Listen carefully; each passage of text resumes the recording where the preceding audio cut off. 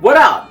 And welcome to another episode of From the Script to the Screen, Fairy Tale Edition, episode 19 of 100 Year Quest is out now. So as always, you guys already know, gotta give a shout out to the studio, JC staff, and shout out to the creator, Hiro Mashima, and artist, Atsuo Ueda. They covered chapters 64, 65, and 66, jumping into volume 8.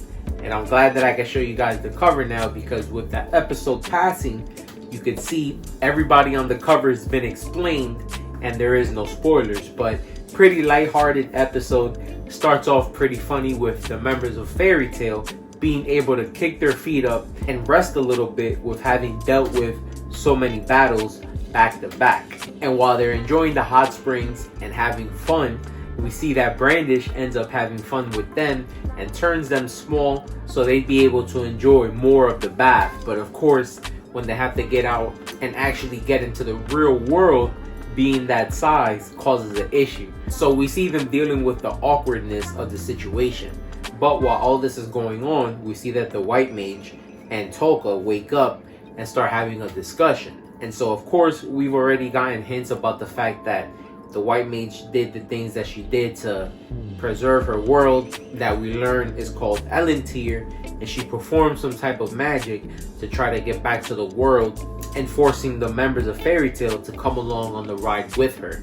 If you put two and two together, you see that they just beat the Wood Dragon God, and so she feels encouraged and thinks that they'd be able to help her defeat the Moon Dragon God that's been causing her so many problems.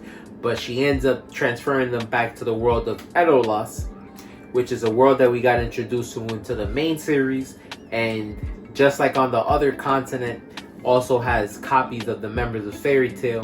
But of course, this is a separate dimension, so there are some differences. But it's been 9 years, and we see that time has passed rather quickly back on this world. But honestly, the lighthearted tone was consistent throughout most of the episode. And back on the separate dimension of Edolas, everybody's just catching up. And even though surprised, they are happy to see each other once again, because they did help each other out. And so we know that they consider themselves family. So I'll say that my favorite panel of the week is just funny seeing an alternate version of Lucy and Natsu that are actually romantically involved and are starting to grow their family.